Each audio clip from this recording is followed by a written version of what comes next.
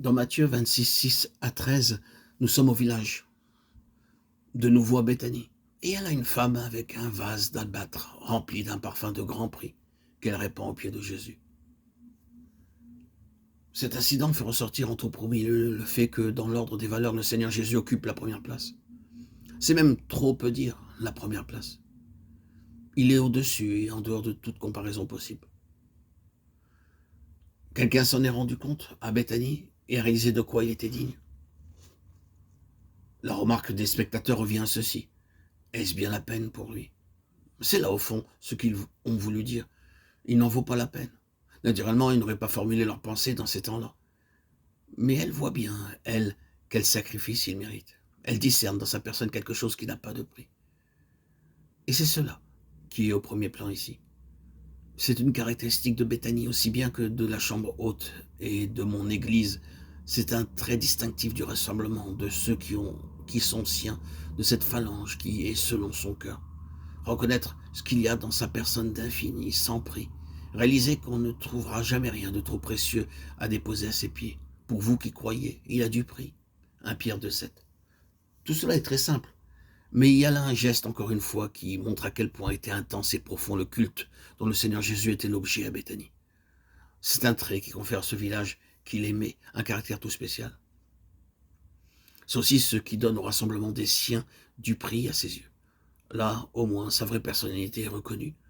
On ne le méconnaît pas, on réalise qu'il est. On se rend compte de quoi il est digne. Et il faut cela dans la maison de la foi. C'est une caractéristique qui doit se développer de plus en plus. Et nous devons nous en préoccuper. Une reconnaissance spontanée, toujours grandissante de sa valeur et de tout ce qui, en lui, est précieux au-delà de toute mesure. Quelle différence entre cette atmosphère de Béthanie et les formes souvent si rigides d'un système ecclésiastique? Peut-on vraiment dire de l'homme d'église contemporain que son adoration se caractérise par un culte spontané venant d'un cœur qui a découvert la vraie valeur du Seigneur Jésus et ses vrais titres à son adoration? Là où il en est ainsi, vous avez l'assemblée telle que Dieu la conçoit.